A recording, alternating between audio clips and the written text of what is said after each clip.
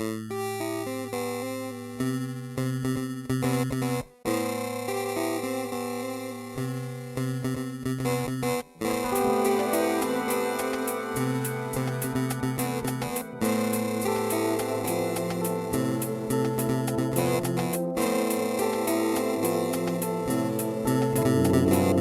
to Culture Just Weird. I'm Chris.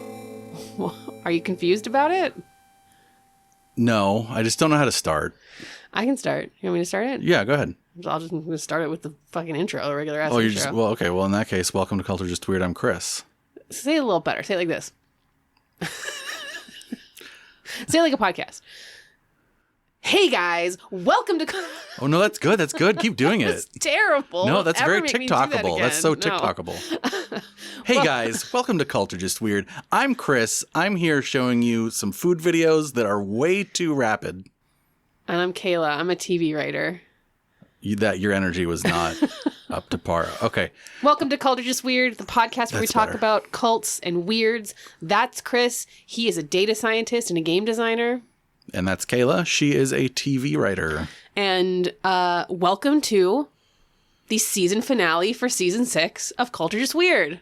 Yay! A little bit of a surprise, a little bit of a curveball we are throwing at you there. But as we've been doing these episodes on the TESCREAL bundle, which we'll define for anybody who might be tuning in to our show for the first time and it happens to be the finale, we are at the point where we are to evaluate TESCREAL based on our is it a Culture Just Weird criteria.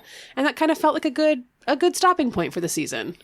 Yeah, I don't think that was where we necessarily saw the season going back in, December or January, but that's definitely where the story took us is down this sort of like transhumanist extra. So we'll just define it now. It's an acronym standing for transhumanism, extropianism, Scientology. Singular. I'm going to keep that one. Singularitarianism, cosmism. I'm like sitting here having to remember this. I'm having to remember how to spell. Yeah. Rationalism. That's TESCR. Then EA is effective altruism. That's one thing. And then the L is long-termism. Basically what the Silicon Valley guys are into. It's that, and that's kind of the thing. That's why we ended up kind of thinking like, oh, maybe this is important actually. Yeah. Anyway, yeah, so we're here to evaluate whether TESCREAL is a cult or not. This is definitely the longest we've gone between using our criteria. It's like our gimmick and we didn't do it almost at all. What did we do it for this season? Do you remember? We must have done it for cryonics. We did it for cryonics. I don't remember what we decided. The not a cult. We decided it was not a cult. That sounds right. And then I think we also Just did weird. it for less wrong. Probably. And I think we also decided... No, that one we said it was a cult, but that's okay. And we also did it with the Church of Perpetual Life. Oh, yes, we did. You're right. Okay. So now is when we're going to just bring everything together and talk about TESCREAL as a whole. Before we do that, though, I think we have just a couple little admin things to get out of the way just to tell you guys about. You're the one with the notes. So I didn't know what you were doing. He was pointing his little fingers at me. I just want to tell you guys about how kind of the rest of the year is going to play out for Culture Just Weird. So like we said, this is the official season finale, but there are a few more stories that we want to tell that didn't fit neatly into the season, things that are non-TESCREAL related, and then some side journeys, some avenues we want to go down that are related to TESCREAL. So like there's one thing that I want to talk about that is like maybe could be like a lowercase letter that is in the acronym that I think should be there. So what we're going to be doing is we're going to be releasing these stories as we get to them kind of through the end of the year, not on a regular schedule, but what we do want to do is make sure they're available to our Patreon patrons first, and then they will publish on the main feed after that. And then, of course, we will also be catching up on our Patreon exclusive bonus episodes. So if you are a patron and you're wondering where those are, they're coming. And if you are not yet a patron, go to patreon.com/culturejustweird so you can make sure you don't miss any Culture Just Weird content. And if you are not chatting with us on Discord, the link for that is in the show notes. You should be chatting with us on Discord because we talk about all the stuff that we talk about on the show. There are some great conversations happening in there, and they are the things we talk about here. Yeah, I'm bleeding right now. I wouldn't be recording a podcast if I weren't. Okay, so I think that now is the time for us to actually do our gimmick and go to drum roll. Maybe I'll insert a drum roll here. Oh, God, you can tell when we don't have a script because we're just so lame. You can tell when we don't have a script and we've just had a nap because we're all like, "Ooh, I have energy." Anyway, with that, let's talk about whether TESCREAL is a cult or not. Kayla, what's the first criterion? You keep saying cult or not, and you're missing an opportunity. Excuse me. You're right. Cult, or whether it's just weird. There we go. Thank you. Because it's definitely at least weird. Everything is. Actually, do you want to do the thing where I ask you, like, so, like, what's your initial, before we go through the criteria? Yeah, always ask me that. Yeah. Well, what is it? Cult. Cult? But I also feel like I say everything's a cult, and then I go through the criteria, and then it convinces me that it's not. I think that guilty until proven innocent is a perfectly valid. That's what's made this country great. That's right. Okay, so you think cult? I think it's a network of cults, frankly. I think it's too big to be anything, but like it's too big to be anything but TESCREAL. I don't know. Like I'll say cult. Did Dr. Torres have an opinion? So we did talk about that. I might try to find that clip and splice it in here.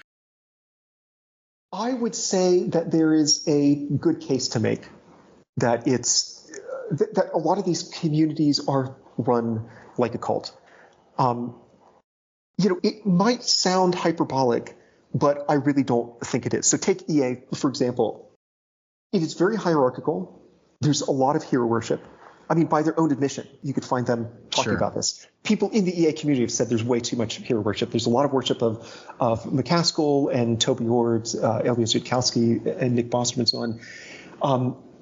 You sort of like, if you're on one of the lower rungs of this hierarchy, you oftentimes need some kind of permission to do certain things. The Center for Effective Altruism has guidelines for what people in the EA community should and should not say to journalists.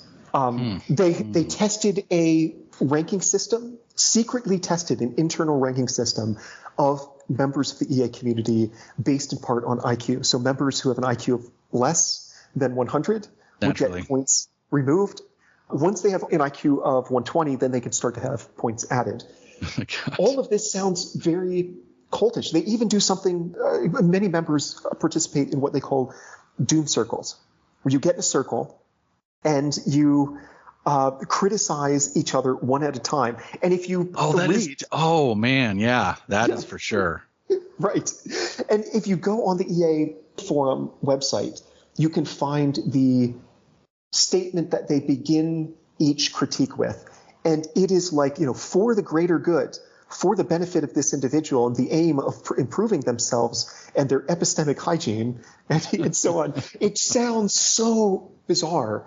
There are many, many examples. There's a lot of myth making in the community. The leading figures like McCaskill basically propagated lies about Sam Bankman-Fried, one of the saints of the EA rationalist and long-termist community.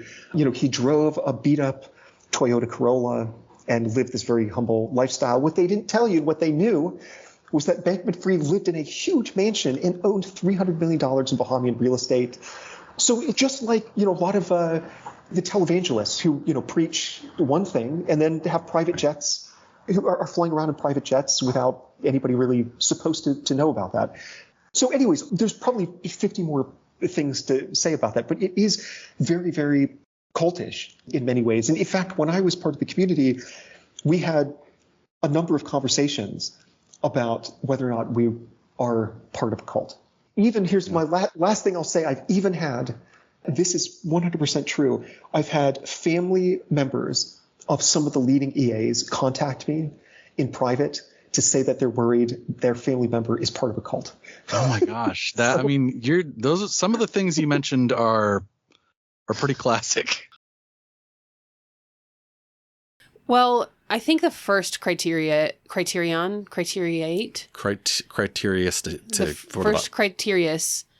is going great. Difficult, and I don't know how we would define who the charismatic leader of TESCREAL is. Yeah, I think this kind of goes directly to the it's so big, right? Because I can Which name is what she said. I can name a bunch of guys, which is also what she said. And I don't know if I can, like, is it Ray Kurzweil? I don't know. Is it Elon Musk? I don't know. Is it Nick Bostrom? I don't know. Is it William McCaskill? I don't know. I could probably make an argument for any of those. Probably least of all Elon Musk, frankly. I think so. And then there's Julian Huxley, who coined the term. Right. And then there's Max Moore, who coined other terms like extropianism. Right.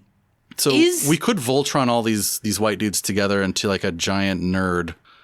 I was just going to say, is the acronym itself the Oh, charismatic leader? so it's Emil's fault. It's all Dr. Torres's fault. No, I think let's pick someone.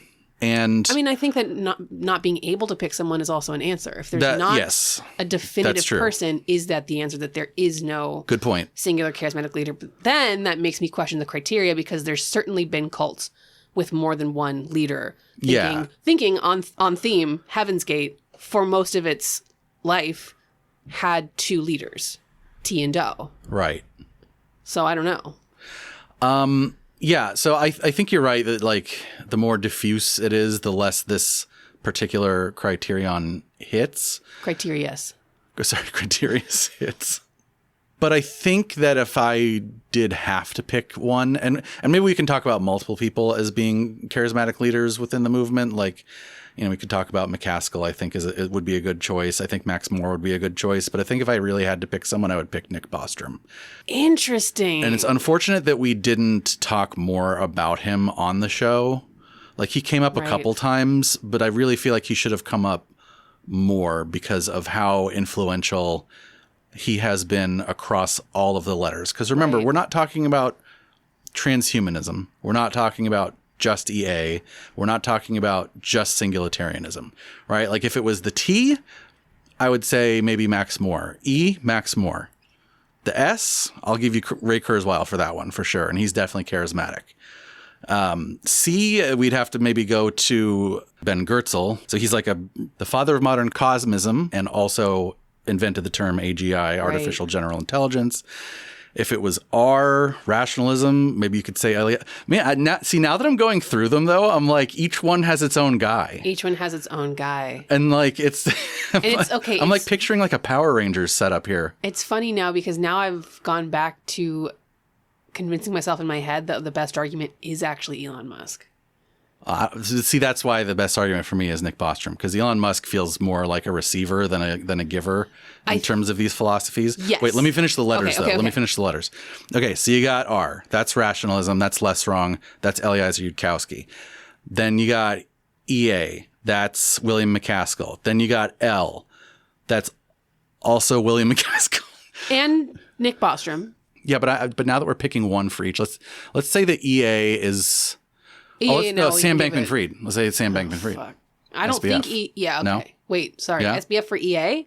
Yeah. Too many syllables. Too many acronyms. It's a very acronym-heavy season. I think McCaskill is the EA and the L. Okay, so we'll count him for both of those. And then, so those are the Power Rangers, and then... Or those are the Voltron characters, and I'll form the head one. For anybody who's watched Voltron, which is going to be like one person here, but like the main guy that's sort of like sitting above it all seems to me to be Nick Bostrom. Nick Bostrom is... He touches all of those letters. Possibly not even arguably the most like preeminent philosopher on this stuff. Like if you were to get into the philosophy world and say like, who's the most famous guy talking about like X risk and AI and... Right, but he's also talked about transhumanism. He's also taled on EA. It would be him. Yeah. But do you want to hear my Elon Musk argument? Yeah. I really don't want to give him the credit for this. However... Well, it's about time he gets credit for something, Kayla. He gets credit for something. I think of all of those names that we've said, of the people who have made TESCREAL the most visible to the people... to the non-Silicon Valley people, to the non-academia people, to the non-upper echelon elitist to us plebs out here listening to podcasts, is potentially Elon Musk. Okay. And so I think that I could see the argument here of like, yeah, sure, he's definitely not coming up with these ideas. He's not a philosopher. He's not an academic. However, does the person coming up with the ideas have to be the number one, or can they be the number two? There definitely are instances we can think of in cults where there is a figurehead and a number two that maybe one is actually coming up with the ideas more than the other. But I don't think these guys, I have to say this. I think a lot of these guys probably don't like Elon Musk. Probably. I imagine that. I think Eliezer and Elon get into it on Twitter. Perhaps. Yeah, and I imagine that like a guy like William McCaskill probably doesn't care for him, but I don't want to put words in anybody's mouth. Okay, so what I think, let's sort of summarize here. I think there's like potential arguments for Nick Bostrom, potential arguments for Elon, and then each individual... I'd rather give it to Nick Bostrom because fuck Elon Musk, but also fuck Nick Bostrom. Well, yeah, fuck both. They're both shitty. And then each individual letter kind of has its own little leader. So I kind of feel like that means to me, that means overall charismatic leader is high. You have a group of charismatic leaders, and then you have an overlord thing. Someone is the overlord. It reminds me then of Hare Krishna of the International Society for Krishna Consciousness, in which after the overlord, after Srila Prabhupada passed, instead of the group then passing to the second in command, it went to like 10 guys. And so there were like 10, and they all had individual like factions and were their own kinds of charismatic leaders and they had their own flavors of ISKCON, while our guys have their own flavors of TESCREAL. Right. So it reminds me of that a little bit. Okay. For the art for this, I want to draw all these guys' faces in Power Rangers outfits. Please do. Wait, why Power Rangers? Why not Voltron? Well, because it's easy. I mean, what am I going to do? Like stick them in one of those giant metal tigers for that? I don't know. How's that going to come out? I don't know. It sounds cool, though. It does. Okay. So, first criteria, we're going to say hi. Charismatic leader. What do we have up next? Expected harm. Expected harm. Oh, boy. Some of these things feel more harmful than others. I don't think that most of these guys are going to like, I'm trying to think of like other things that have had expected harm, are going to take like a bath with like a mud product that was made from like petroleum on accident and say that it's like healing them. I don't think they're going to eat borax. I don't think they're going to like. Yeah. And I guess if we're saying expected harm, like, yeah, we're talking about rank and file, not leaders. So if you are a person that's doing EA stuff, I don't think it's going to be harmful to you for the most part. Well, I don't think physically, but I think that there's other harms that can, especially like the less wrong communities. Right. Roko's Basilisk and all the people that donated money to Miri after that. The psychological harm, the financial harm. Yeah. I do think if we do start talking about, we already evaluated Church of Perpetual Life on its own, but if we talk about the folks in this bundle who get into some of this like life extension longevity stuff, there is potential for harm there. And a lot of these TESCREAL guys do kind of end up being like antithetical to quote unquote like big pharma, which I don't fault them for, but that can wade into dangerous territory. And then I also think just like social harm, you and I have heard stories of it's impossible to go to a party in Silicon Valley area anymore without people just talking about AI. So what about AI? And like that, you're supposed to talk about the weather. Okay. I'd rather talk about the weather at this point. If that's the only like social skill that is being built up in this population to the point where you would not be able to then go to a party in like Boston, that feels like a harm to me. Well, you can't go to a party in Boston without talking about the Pats. So it's kind of similar. Yeah, I guess that's true. Yeah. I see what you're saying. I think. How do you think, actually, can I interrupt you? Please, because I don't even know what the fuck I'm thinking. Not to like keep appealing to authority, but how do you think Dr. Torres would answer this question? Dr. Torres, who is one of the academics who coined the phrase. Well, they think that it's like a tremendously dangerous ideology. So that says something to me. Yeah. And I think that that's part of what I was going to get at is like, it kind of depends on what we're talking about. First of all, which letter we're talking about. One letter might be more harmful than another letter. But if we're talking about TESCREAL, if we're talking about the big Voltron, right, then it does dip into at least these ideas that allow billionaires to say, well, it's okay if we, nuke most of the world as long as it doesn't threaten the project. I should say that was Eliezer, who was not a billionaire, but point stands. There's some ideas there that they seem rather comfortable with lots of bad things happening to currently living people in order to preserve this like bizarre vision of a long-term future. Yeah, interestingly, the expected harm for this is like high for everyone. Like even people not in it, which is different from most of the groups we've talked about. And you know what, like, I'm thinking of now, which like either sucks or is really interesting? QAnon? No, they are both suck and interesting. I just mean that QAnon has like, oh, that's going to hurt everybody, not just the people in it. Right. Yeah. No, I'm thinking like for us to evaluate expected harm, we kind of have to do the like moat math. You know, we kind of have to sit here and go like, well, it's pretty unlikely that these guys are going to cause nuclear war, but if they do, the punishment is very high. So when you multiply those two together, it equals this. Like I kind of felt myself doing that in my head, and I'm like, no, don't do that. That's them. That's what they do.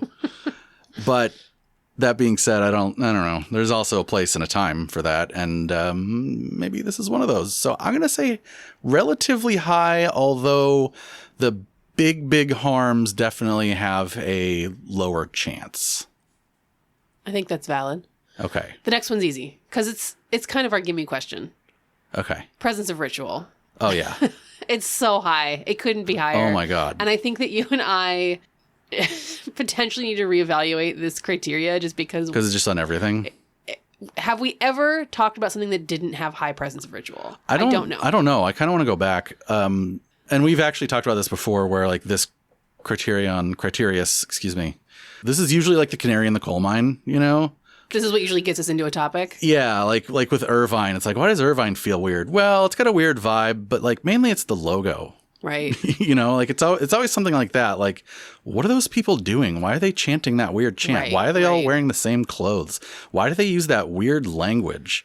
Right. And that's one of the things that Dr. Torres talked about too, is like, when talking to these outsiders who are worried about their insider friends and family, they'll say like, oh, they use this like weird vocabulary now. And yeah, the jargon in this. The jargon in Less Wrong was insane. The charts. And the jargon doesn't just mean like, oh, they use a word to mean like as a slang. No, when you're talking about Less Wrong, it's like you have to have entire volumes of context in order to understand the phrases and words that are being used in other posts and contexts. Yeah.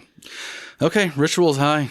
What other examples of ritual do you think? Because it's like it's definitely jargon, but there's other stuff too. I mean, if we're going all the way back to our cryonics episodes, which I think we should, I think the cryonics like does fit as a puzzle piece into the TESCREAL landscape. Right.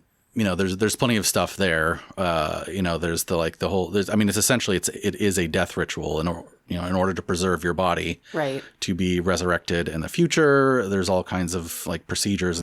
I don't know, maybe it's not a ritual if it's like science based and it's medical based, but I don't know. I think another example of presence of ritual is, we didn't necessarily touch on this a lot this season, but just this is a very like conference based community. Mm-hmm. There's a lot of like symposiums and conferences and talks, and we talked about that in the Humanity Plus episode a little. The act of like getting together and being in community is like there's singularity summits, there's effective altruism summits, there's Radfest, there's all this stuff that is an opportunity to like spread the good word, but it's also like reifying the community and taking part in like actions that solidify your identity as a member of this group. I think that's a high ritual. Yeah, but now that we're like kind of going through it a little more, I don't know if this is like the highest ritual we've ever seen. Now that we're actually like talking about individual examples, I'm like, okay, yeah, there's like some ritual going on with that, and if you add them all together, it's quite a bit. And certainly if you, depending again on the letter, right, if it was just the rationalists, then I would say it's much higher. But if it's like extropians, then, you know, I don't know, they had a listserv, they had a group. I don't know if they had like logos and chants and songs. They definitely don't have chants and songs, unfortunately. So I think it's definitely there. But I'm not sure that it's like the highest thing that is ever. Are we talking ourselves into medium? I think I think we talked ourselves into a medium ritual, or like medium well. I'll agree to that. Okay. What's the next one? I think another fairly simple answer, niche within society. Actually, this is not a simple one. This is tremendously difficult, because the actual people who would identify as a TESCREAL, and again, they wouldn't identify as a TESCREAL, but you know what I mean? That's niche within society. The wide-ranging effects are massive. Yeah, it's so strange because if you don't either A, live in Silicon Valley, or B, like listen to this podcast, then like it's likely you don't know what the hell this is. Right. You know, like even my mom was telling me the other day, she's like, I was listening to some of your recent episodes and I was kind of lost. And I was like, yeah, that makes sense. You're not online. It's like a lot of this stuff is like normal people that aren't, you know, living on Twitter or engaging with this type of this type of content and this type of, you know, these movements. It does feel kind of like, wait, what? What are you talking about? What the hell is that? And Silicon Valley itself, in terms of number of people, is a small number of people. It's a very small number of people. Right. But they control the world. So these people we're talking about are Elon Musk and Mark Andreessen and Peter Thiel and people who have the ear of Ray Kurzweil, the most powerful governments in the world and the most powerful entertainment industries in the world and the most powerful industries in the world, and they are affecting all of sitting those on things. top of giant influence platforms like Facebook and Twitter. Like yes, you walk down the street and ask people, do you know what TESCREAL is? They wouldn't know what the fuck you're talking about. You ask them what AI is, everybody would know. Also, do note TESCREAL as a acronym is only like, what, 2 years old? Year and a half? That's the niche within society of that. Yeah. So like, I think I am going to call this niche because I'm going to grade it on how many people are, you know, we might put in the cult, how many members there are. I'm going to grade it on that, not on its outsized influence. This analogy might help. If you were to evaluate, if the Illuminati were real in the way that like conspiracy theorists think it's real, would you evaluate the Illuminati as this is niche, just as hard? I don't know. as niche within society? Because they say like it's a small group of elites that are controlling the world. Right. And I think that still makes it niche within society because it is a secret society. It is a hidden activity. And that's kind of feels more similar to what the TESCREALists are doing. And I'm not saying the Illuminati is real. I don't think the Illuminati is real. No, I'm actually going the other direction in my head, and I'm like, I kind of see some of the critique of TESCREAL being like a conspiracy theory. I don't think it is, but I think it has some elements, and it should definitely like raise some like pink flags at least. I just think make sure you don't fall into the idea that there is a grand unifying theory of like, hello, we are the Council of TESCREAL Elders, and this is our unified goal, and we are using all of these arms to make sure that it happens. That's the conspiracy theory. It's not a conspiracy theory to say that Elon Musk uses his money to exert influence. That's not right, and it's not a conspiracy theory to say one of these ideas influences the next. It's just not a cabal. Okay. I think I would still say niche for Illuminati, although maybe a little less here because like most people know that word now at least. But I would still say niche. What would you say? I don't think that's definitively the correct way to look at it. I think if I were to evaluate the Illuminati, I would call it a niche group. Okay. Then I think this is too. I think there's exclusivity, and I think there's exclusivity in TESCREAL. Yep. Different kind of exclusivity because you don't have to like do a secret handshake, but they should probably come up with you don't have to do like a satanic ritual to kill children or whatever like you have to do with the Illuminati. Yeah. Next one is anti-factuality. Actually, you probably do. All right, sorry, anti-factuality. This one I'm just going to go ahead and say is relatively I don't know. I would call it high, man. As I'm saying the sentence out loud, like my brain is going through each letter. I know.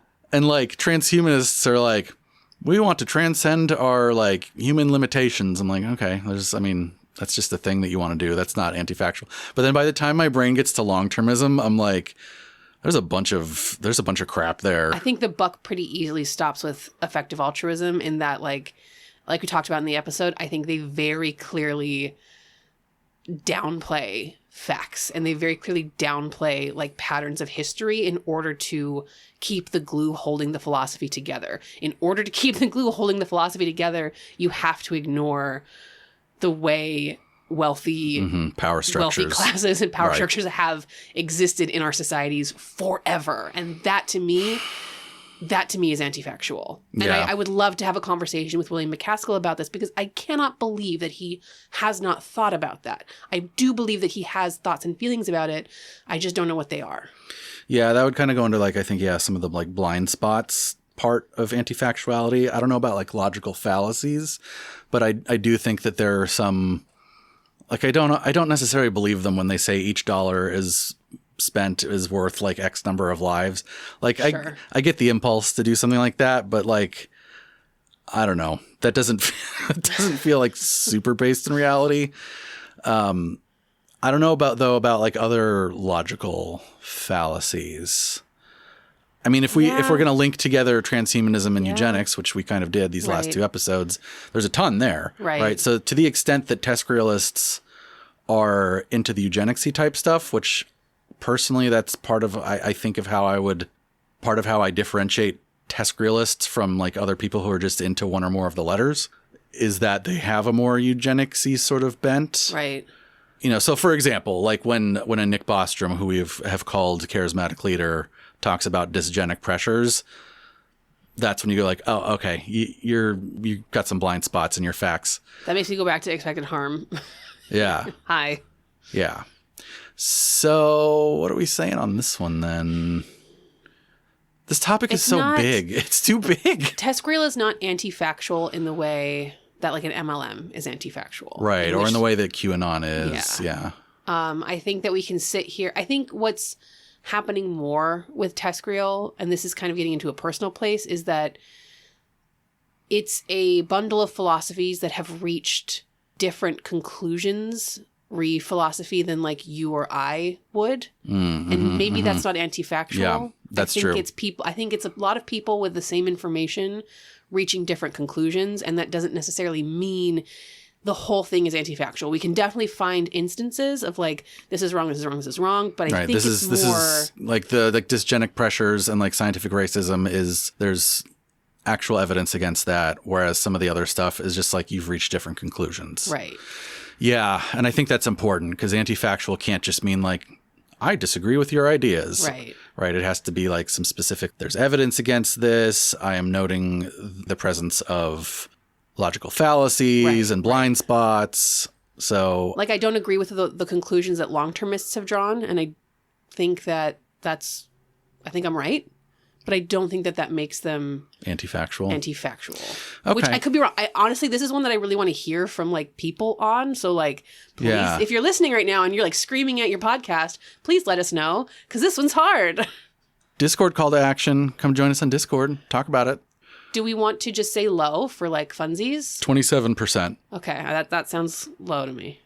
It's like low, but it's not in the. It's just above a quarter. Right. So that's, it's science. Science. We're doing science here. Percentage of life consumed or life consumption. Oh, God. Again, this topic is big. Depending on who we're talking about and which letter, it could be a lot or a little. If it's cryonics, it consumes your whole life. No, it doesn't. And also, we evaluated cryonics on its own, and it's not part of the TESCREAL bundle. I would honestly it's a little argue barnacle that on the TESCREAL ship. It's like the Venn diagram is quite like the overlap of the Venn diagram is quite small. Actually, I don't know about that, my dude. This. Like, there's a lot of TESCREALists that are signed up for cryonics. I think that there's more cryonics people signed up for cryonics that would subscribe to a TESCREAL philosophy than there are independent TESCREALists that are signed up for cryonics. I don't think I agree with you in saying that there's a lot of TESCREALists signed up for cryonics. I see it as like, if TESCREAL is like nerd culture, then cryonics is like Magic the Gathering. Like, nerd culture includes a bunch of different things. Right. And like, yeah, there's definitely there's a lot of nerds that play Magic. Sure. But not every nerd plays Magic. Some nerds play Pokemon. Okay. Well, this is not about cryonics. You're just trying to avoid answering the question. Yeah, I don't want to. Percentage of life. I'll answer it. I think it's high. Why do you think it's high? I think it's high because I'm basing it off of a lot of like the specific folks that we've talked about. If you're talking about William McCaskill, this is his entire... But those are the leaders. I know. I will land the plane. Nick Bostrom, William McCaskill, the names that we've said, like 100%. Like, this is their entire lives. I'm sure they have hobbies as well that don't have anything to do with it. Magic the Gathering. I think that the stereotype that you and I have come across of like, if you're a Silicon Valley person, this is all you can talk about, while may not 100% reflect reality, reflects a trend, reflects a trope, reflects something that is going on in the culture of TESCREAL, in which this becomes a very big part of one's life. I think the folks that are on Less Wrong spend a lot of time thinking and learning about less wrong and rational stuff. I think the potential for a large portion of your life to be dedicated to this is very high, and to the TESCREAL bundle on-ramps that. I think that you can like kind of, I don't want to keep comparing it to QAnon because there are huge, huge, huge differences, but I think there's a similar on-ramp, a similar onboarding where like you can kind of take a small step in, and it's really easy to snowball that into this is my everything. Both QAnon and TESCREAL have letters in their titles. It's just the acronyms, yeah. So I guess QAnon's not an acronym. Not really, whatever. No. Yes, I think I agree with you. And I think Emil also was kind of talking about that with the like, I know people who emailed me. Like that suggests that there's like it's not family separation, but it's like maybe step one of that. You know, it's like dipping your toes into family separation where like somebody's starting to spend a lot of time doing this other thing. That being said, I don't know. There's no compounds. There's a lot of conferences that might take up most of your life, going to all these different conferences. It does seem like if you're into this, you might be going to a lot of conferences. Eating a lot of hotel food. Yeah. Yeah, you're right. It's not the same as, I'm trying to think of something that has a compound. It's not the same as like the Hare Krishnas where people were like leaving their families to go live communally. It's not the same as like an MLM where it literally does require you to have your entire life be consumed by the project. But I'm thinking again about like, you know, if we go back to Russian cosmism, which is one of the like forefathers of this, the father of Russian cosmism very much had the belief that like this should be everybody's. Everybody should dedicate it to the task. Project. Yeah. The sort of like, oh my God, this is the most important thing ever.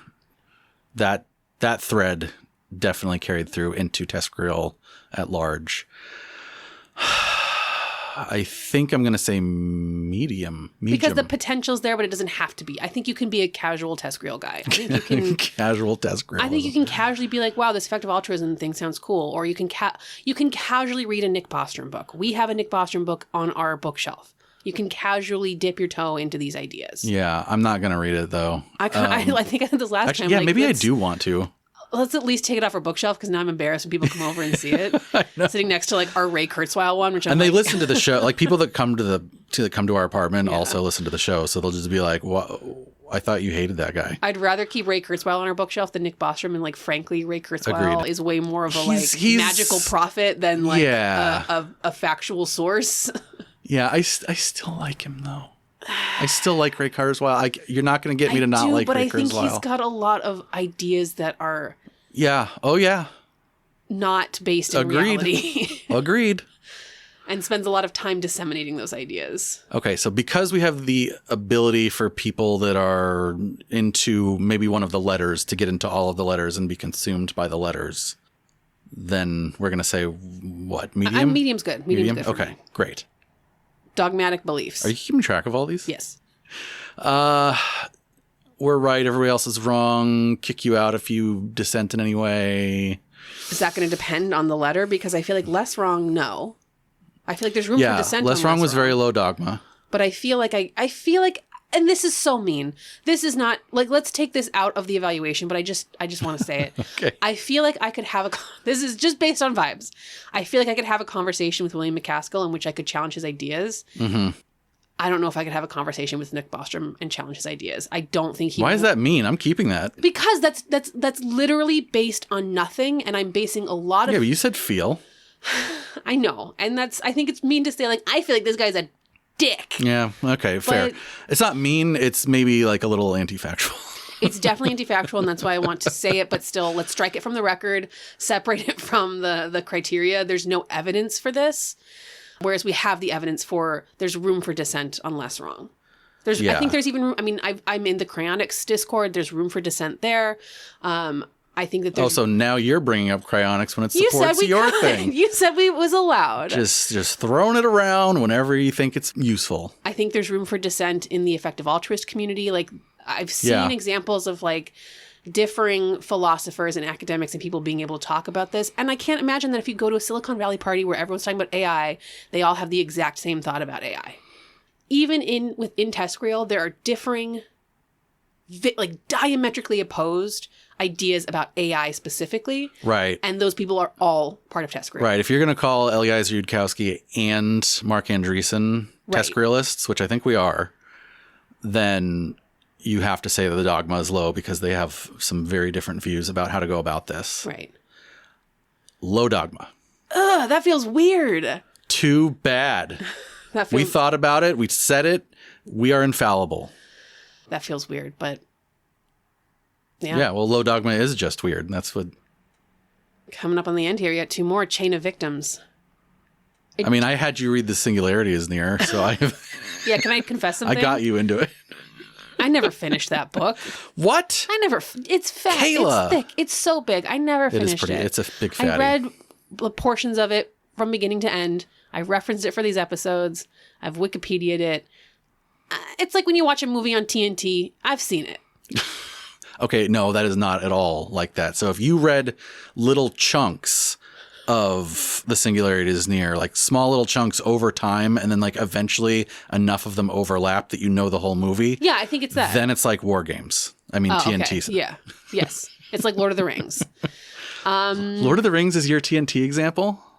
I just think Interesting. Before I cut the cord, it was like always on TNT. Oh man, no. For me, it's maybe it's just as like an age gap thing, but for me, it's either War Games or Tremors. I just think we didn't have TNT when I was growing up. I think that was like a teenage thing. And now we have like all the Gen Zs listening. Like, what the hell's a TNT? Okay, so Chain of Victims. Is it recruity? I don't get the sense that it compels anyone to want to recruit people into the fold. It's not an MLM in that regard. It's not like, here's a codified recruitment chain. And it's not QAnon.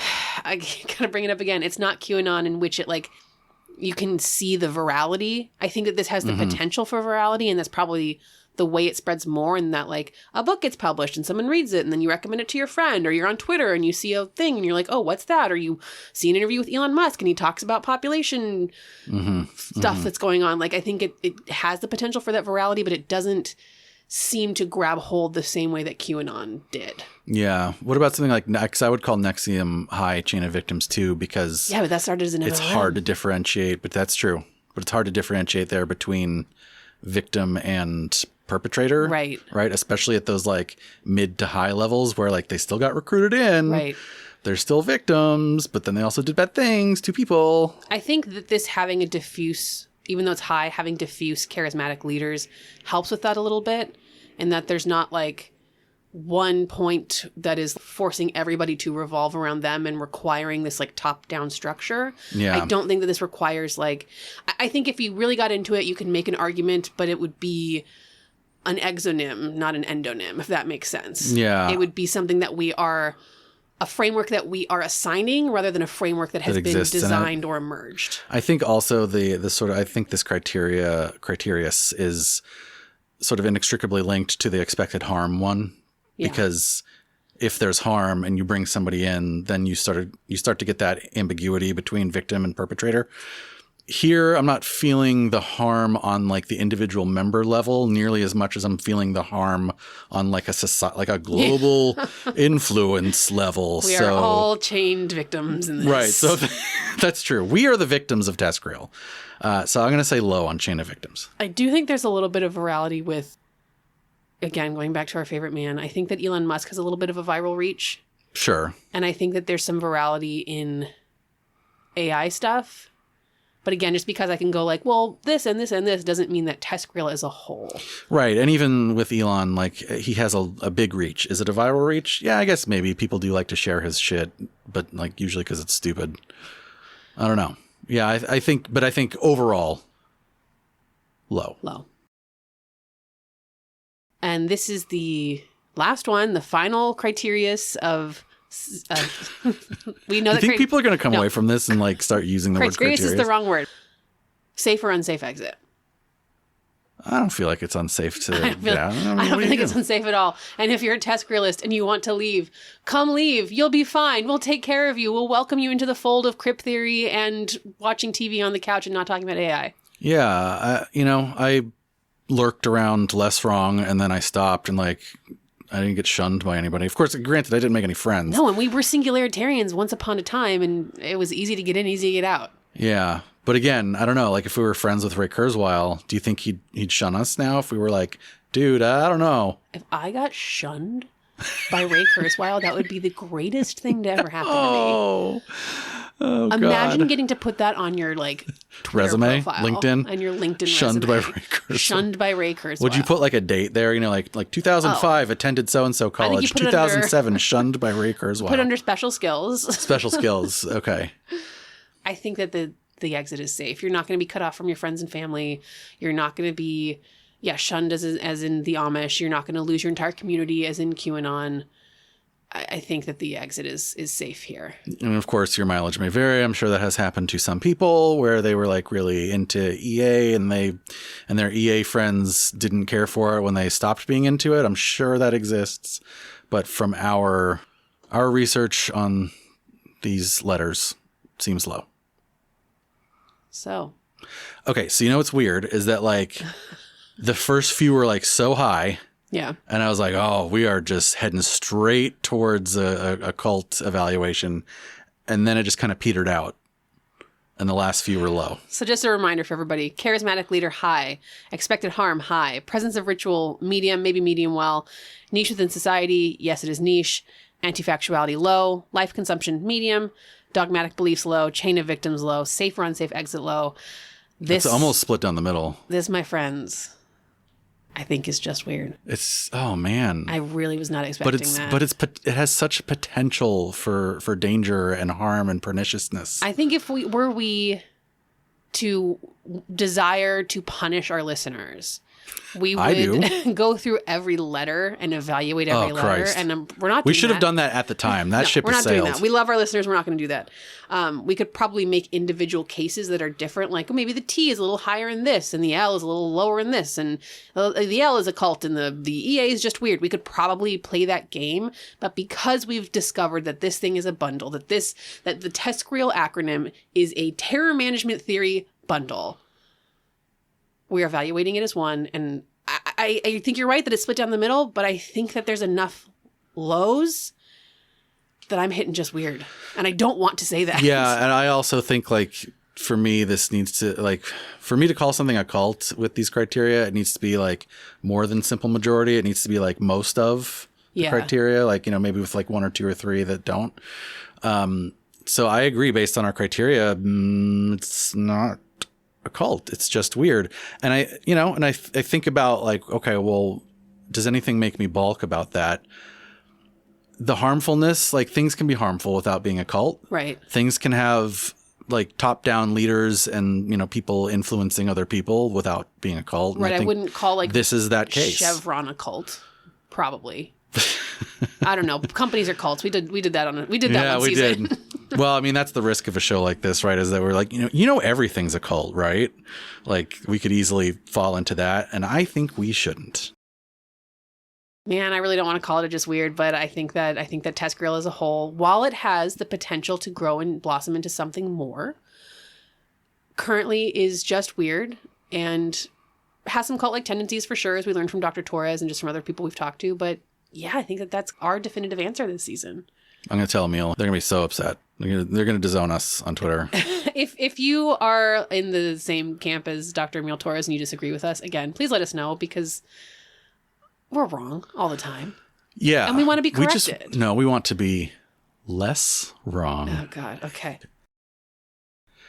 So at the end of all this, because like you mentioned this earlier, like we've kind of self-identified in the past as singularitarians, and in general, we kind of like this stuff. Like in general, we kind of, you know, like cool sort of like futurist cyborg. We would like to, you know, not necessarily have to die at age 77. We would like to have more control over when we die. There's a lot of things that are appealing that have traditionally in the past been appealing to us, maybe still are. So after doing this season of the show, how do you feel about TESCREAL? And I'll say TESCREAL, like I know you've never been like, I'm an extropian, but like, how do you feel about that part of your identity and belief system now? You calling me a TESCREAList? Yeah. I don't think that you have to be a TESCREAList in order to be a futurist. Futurist is not part of the TESCREAL acronym. It's not for TESCREAL. It probably could be, maybe, because a lot of people are futurists. TESCREAL. But I don't think you have to be a TESCREAList to be a futurist, to be somebody who thinks about, is interested in, is excited about, is passionate about, maybe has a reverent relationship with what the future might hold in terms of like our technology and our expansion and our growth and what that means for like human beings and humankind and going off planet. I don't think you have to be a TESCREAList to be interested in those things. And I think that it's a little bit unfortunate that TESCREAL is such a big chunk of that community these days. And it just reminds me about kind of how effective altruism got a little bit bastardized by the community that kind of took it over. You know, it started as like, oh, this is people who want to be like frugal and ascetic and donate lots of their money to things versus... And to be fair, had like a naivete about what, you know, the power structures are that that enabled them to have that sort of takeover. But they didn't build... William McCaskill didn't build a philosophy around like, how can Elon Musk get billions of dollars? Right. It just kind of got... Because of the blind spots in EA, it got co-opted by the billionaires. Sure. Yeah. And I think that futurism, or like thinking about the future and thinking about technology and thinking about cyborgs and thinking about all these cool things, have gotten a bit co-opted via the blind spots by TESCREAL. Right. And so I think that I can still identify as somebody who is a futurist. If somebody asked you, as a TESCREAList. If somebody asked you, were you a transhumanist, what would you say? No. No? I think because you introduced crypt theory in the last episode, and that gives me something that I align with more to talk about than... You could say you're into crypt technoscience. Yeah. Yeah. Yeah, I kind of... So I agree with all that. And I'm not saying all TESCREALists are bad and I don't want to talk to them. Love to have these conversations with people. And there's definitely, you know, take what you like and leave the rest. There's definitely things there that I can take. And there's a lot of things that I can leave. Yeah, I think take what you like and leave the rest is like a big part of this show. Like we've definitely talked over the years about sort of being anti the concept that like, oh, you're brainwashed when you're in the cult. Right. And then when you're out of the cult, you're super not brainwashed. Right. And that sort of like binary of like, oh my God, I believe everything these guys are saying and the rest is evil. And then when you get out, oh my God, those guys were evil. And I believe everything I think that we advocate or think is a better model for understanding is a more like integrative approach. Like for example, I'm really glad that we did those episodes on Ayn Rand and objectivism. Yeah. Because I think that's a good example, right? Like there's definitely still some things that I think I keep in me from that. Same. Even though a lot of it is crap. Yeah. Even though a lot of it is horrible. And I just think that that's a more healthy relationship with some of our like past engagements with things that we may not like now is the sort of like, again, take what you want. It kind of sounds so cliche because it is a cliche, Sure. but like I think it's the best approach for like, because if I sat here now and was like, everything about objectivism was bad and now everything I think is right, then like I would just be running into I would have the same blind spots. I would have the same like, I can't be wrong. Everything I believe right now must be correct. And then what good is that? And I think that having been a part of some of these communities in some ways better positions you to be able to criticize from within. Like part of why we wanted to bring Dr. Torres on the show as an authority is not simply because they helped coin the term TESCREAL and has done this research, but also because they have a deep background in being a member of that. Yeah, they helped edit the Great Kurzweil's second book. And I think that people who have that lived experience are better positioned to offer honest and valid criticism to a movement. Yeah. So with that in mind, I think like what I call myself a transhumanist, I don't know. Maybe I would say I'm a crypt technoscientist instead. But if somebody said yes or no to just the transhumanist and didn't ask me to give an alternative, then I might still say yes. Right. And, like I think there's a lot of danger here. I think that doing the eugenics episodes definitely like opened my eyes to the idea that, and I think this is partially because, us talking about crypt theory and crypt technoscience is like the how you go about achieving a goal really does matter. The goal, like you might say that this is me putting words in people's mouths. So this is just my thought, but you might say like a cyborgist and a eugenicist both have this goal of like transcending their biology, right? But like one is going about it via very pernicious bad means that have been proven to be extremely dangerous to the genocide level. And then the other one is doing it in a manner that is like, creative and individual focused and blah, blah, blah, blah, blah. So I think that like the how makes a big difference. And that's why I think I'd be comfortable saying I'm a transhumanist. I'd be like, I'm a transhumanist, but I don't like idiocracy. Like I'm a transhumanist, but I don't believe in dysgenic pressures. So it's a little bit of my relationship to the word vegetarian. Mm-hmm. I don't like to call myself that. And right. part of that, vegetarianism is a dysgenic pressure. It's absolutely a cult. No.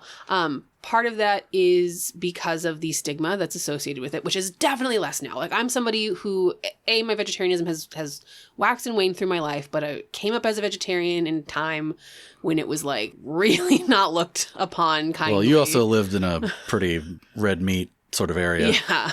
And so there was stigma attached. And then also there is internal stigma. There are people who are vegetarians and vegans who I am not in community with because I don't fuck with the way that they talk about the like underpinning philosophy of vegetarianism and veganism.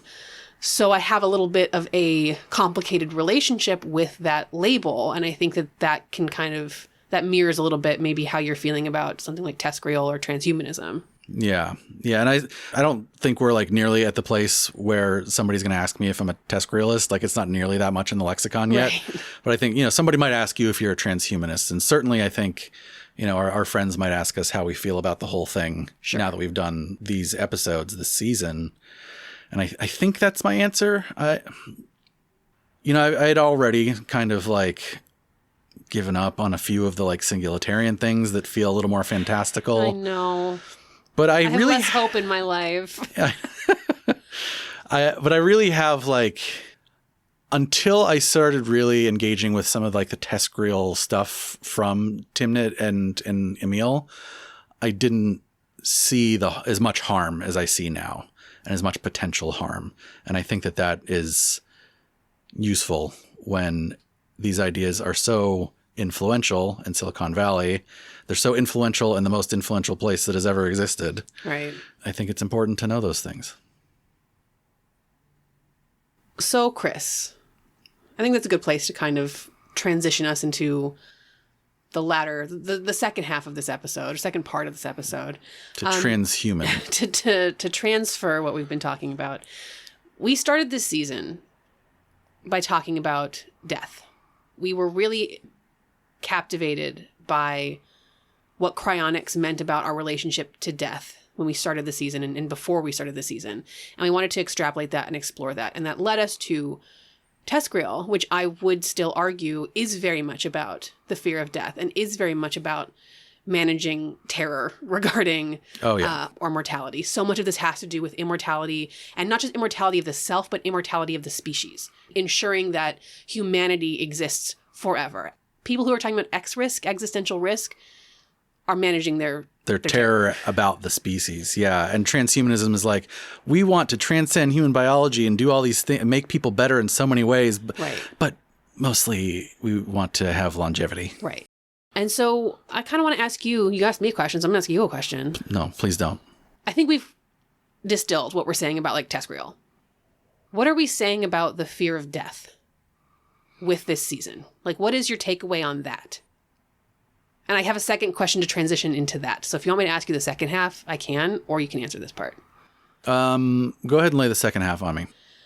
I want to talk to you about how maybe your relationship to your fear of death has been altered or not by this season.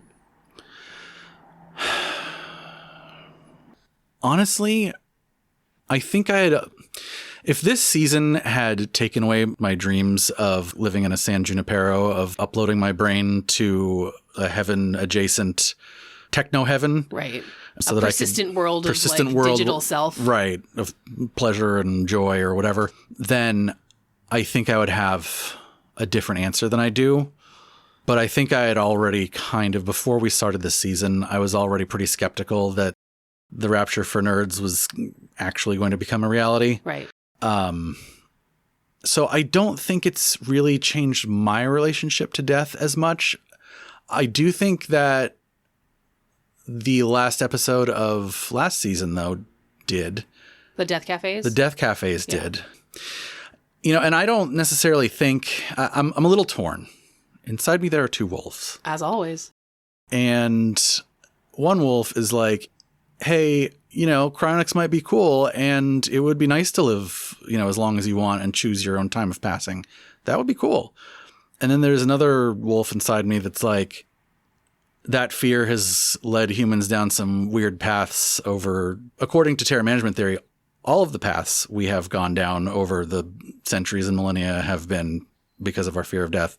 So there's this other wolf that's kind of going like, yeah, but maybe it's better to somehow find a way to come to peace, come to terms with that reality.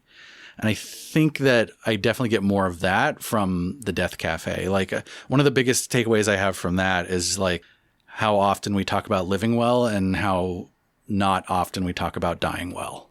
Mm. And so I've, at least over the past year, you know, like if somebody dies well, I think that's important. I don't know. Sometimes we joke about this, right? Like, okay, Evel Knievel does like 47 flips over the Grand Canyon while he's on fire and cool. And we're like, well, but what if he dies? And I'm like, what a way to go. Right. And like after going to Death Cafe and sort of having that mindset changed a little bit about dying well. Right. Now when I say what a way to go, I'm like kind of serious. Yeah. You know, like if your life's work is doing crazy shit like that. Yeah. And that's how you go out. If your life's work is dying well. Yeah. That's tremendous. Yeah. So that's like sacred. Sometimes now when I see things where it's like, well, that's risky. Yeah. You know, rather than being like, oh no, the overriding most important thing is to not die. Right. But maybe we should make some room for dying well. Not that we're advocating everybody go out and jump the Grand Canyon on motorcycles. I totally see what you're saying, and I still will probably continue to live my life with like, oh no, that's scary, that's risky, I don't want to do that. Yeah. I think that having an appreciation for risk and safety is also important. It makes me think more about like, you know, no spoilers, but it makes me think about a recent TV show that we've watched in which a survival scenario was presented to a group of people, and lots of those people did not survive. Most of the people did not survive. And many of those people went out in ways that, while fictional, were beautiful. Mm-hmm. Defending other people, helping other people, you know, making meaning out of their death in ways that, frankly, made them more immortal than simple immortality would. Yeah. Yeah. So I know that this season has definitely changed some of my perspectives. I just don't know if it's changed my perspective on death. It's changed my perspective on... Has it changed your TESCREALs. Fear? I'm still pretty afraid of dying. Me too. The only thing that has been able to alleviate that a little bit for me was in the brief moments that our son was alive. Yeah. So not the podcast. Sadly. It's a good podcast. It's not that good. I think for me, it has affected my fear of death. Really? And I think when I say that, I mean, not that it's lessened my fear at all. Terrified. But it's made me more comfortable in like knowing that I kind of have to build a relationship with that fear and not try to manage it away. Like, yes, according to terror management theory, that's kind of what we're always doing. The desire to not manage away your terror is itself terror managing away. Yes. I think it's just made me, when I first learned about cryonics, it instilled a panic in me. I became panicked to a degree of like, oh, fuck, I have to do this. And I have to do this now. And I have to do this fast. And I need to get you signed up. And like, should we have done this for our son? Am I a bad parent? Do I need to get my family involved in this? Like, we need to do this now. Like, I felt a panic of like, if I don't do this, then I'm going to die and be dead. And then that's it. And there's no, it's like, it's the worst thing I can think of. And to me, that was terror management. That was me going like, well, Kayla, that was just your hyperfixation. Yeah. I've discovered a way to solve this unsolvable thing. I've discovered a way to surmount death. And so I have to do it now. I could die at any time. I have to do it now. Yeah. And going through this season, I don't feel that anymore. I actually feel much more calm in a weird way, where because we don't want to wake up alongside Peter Thiel and Nick Bostrom. Peter Thiel and Nick Bostrom. That does help. I'm not going to lie. And also, I think it just talking about cryonics and talking about the Church of Perpetual Life and talking about long-termism and EA and transhumanism and extropianism and cosmism and how much like panic and anxiety are behind these things make me realize that I can either spend my life in panic and anxiety and try and stop death for myself, or not. And kind of either one's okay. And I'm seeing a possibility that there's just as much value in going, I'm not going to solve my own death, and that's okay, as there is in going, I think I found a way, and that's what I want to do. And I'm more comfortable right now with the part of me that's going, I can have a relationship with this fear of death, and if I don't sign up for cryonics, and I'm committing to the finality rather than leaving an ellipsis, I feel more comfortable about that than I did when we started the season. I feel a lot more comfortable about that. Yeah, dying well can be as valuable as living forever. Yeah. Would you still sign up for cryonics? Say you had money to spare. If I had fuck you money, yes. Okay. I would sooner sign up for cryonics than buy a fancy car. But considering that I don't... What if you had like screw you buddy money? Considering that I don't, and so I'm evaluating my life as the person I am now, who has to make budgetary decisions and decide, okay, do I want to live in a one-bedroom apartment and not have children and live as frugally as I possibly can in this life for the possibility of an extension? I'm not currently willing to make that trade-off, and I feel comfortable with that. I feel comfortable with living well now, or living as well as I can, rather than trying to tie my life to the possibility of more. Mm-hmm. What if you woke up in a solar punk utopia, though?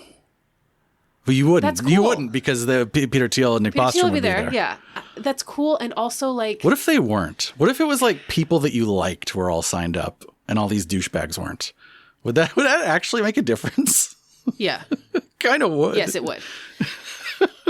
But that's not the reality. Yeah, I know. And I also think that, like, right now where I am talking about this, I'm feeling less attachment to, like, the me that me is. Me is. The I that I am right now has to experience that, or else it's not valuable, or else I'm a little detached. I'm a little less attached to the FOMO. And maybe that's just because I'm like, I don't know, am I about to have a midlife crisis? I don't know. But I think that I can find, I think part of that is talking about this season of, like, so much of these people are not, like I said, they're not all cryonicists. So much of these people are not signing up for forever life for themselves. So many of these people are talking about long-termism and talking about the future of humanity, not the future of themselves. Right. And so if I can take what I like from that and leave the rest, it's okay that other people will get to experience that and not me. And I find a value in that. Like, even though my consciousness does not experience that, like, we're all just pieces of the universe waking up to itself. We're all that. Do I find some comfort in thinking about somebody else will experience that? And in a way that's a humanity thing, not a me thing. Does that make sense? It does. I don't know if this is for the show. Can I burst your bubble? No. Why? I mean, that's great. I love it. But cool story, bro. Cool story, bro. No, it's beautiful. But isn't that also true for, like, people that get, like, bronze bulled and tortured and What do you mean? Like horrible things happen too. It's kind of, Yeah. it's kind of like at the end of season 1 of True Detective, where Okay, but it's you, like, bro, you asked for every me. good thing, there's all Yes. for every part of the universe that's waking up experiencing something cool, there's also a Brother, negative one. You can't ask me, what if you woke up in a solar punk utopia? Wouldn't that be great? And then when I say like, yeah, I hope other people get to experience that, you can't gotcha me and say like, well, what if there's bad stuff? What if you presented me a scenario and I answered it. What if the solar punk utopia doesn't have SPF? Then what are you going to do with all the solars? Punk. Yeah, no, I think that's a good answer. That is a beautiful answer. And I'm not saying I don't want to live forever. I'm just saying I'm a little more okay after this season with acknowledging and accepting that may not happen. When I learned about the singularity and I learned about, oh my God, I could live forever, kind of really attached to that. Mm-hmm. And I'm unattaching now. Yeah, just to answer my own question, I think I would still sign up for cryonics. I don't know. I think it's basically very similar to what you said, where, there are budgetary constraints for us. Right. Like, we're not fuck you money.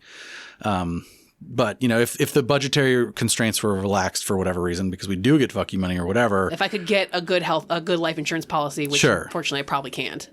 I mean, it's kind of like the might as well thing. Like, I'm going to be dead anyway, So, like, might as well roll the dice. And I think coming at it from a might as well perspective versus a panic and anxiety perspective feels fine. And I think I had a bit of that sort of transition like you were talking about, more with the Death Cafe than with all this stuff. Yeah.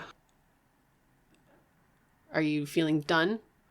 What I'm feeling is like I've had a million thoughts over the past like 5 months about all of this, and now like I don't know if I'm like, now the panic I have is there's like just all these really good thoughts up in my head that I just can't remember. That's why we're going to leave room open for future episodes this season, even though this is the finale. Oh, what a good I didn't even do that on purpose. I know. This is called Making Accommodations for ADHD. Huh. We're an accessible podcast. That's right. I guess if we're ready to close out, I kind of have just like a little food for thought to maybe close us out. Ooh, what is it? Is it mac and cheese? Well, I think that something that is cool about TESCREAL and futurism and cryonics and all of this that we've talked about this season is it presents the opportunity for a grand adventure. This is all grand adventure stuff. Like even though I'm waking up next to Peter Thiel, it might be in this like crazy Samurai Jack, like post modern weird world. And like the things that transhumanism may do to our bodies that we can't even conceive of. And like thinking about what the long-term future is and what humanity might look like when it spreads out across the stars. This is grand adventure stuff. Yeah, I would like to visit Mars. It's very cool. I know there's a lot to dislike about there's a lot to criticize, but man, I really want to visit Mars. And I think that that's something, again, that I will take from TESCREAL is that there's really cool things to think about here. There's really, like, sci-fi is cool for a reason. And this is why. Mm-hmm. The grand adventure. Yeah. But I came across a quote from Jane Goodall recently, and it kind of offered an alternative to that as the only great adventure. So I'm just going to read this quote with you and the rest of our listeners. Okay. Is it ook, ook, ook? Is that how chimpanzees talk?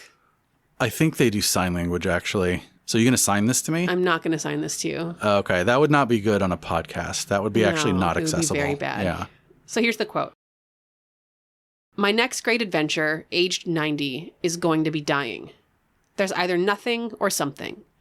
If there's nothing, there's nothing. That's it. If there's something, I can't think of a greater adventure than finding out what it is. And thank you to all of our wonderful listeners for going on this adventure with us of this TESCREAL terror management season of Cult or Just Weird. This is Kayla. And this is Chris. And this has been Season 6 of Cult or Just Weird.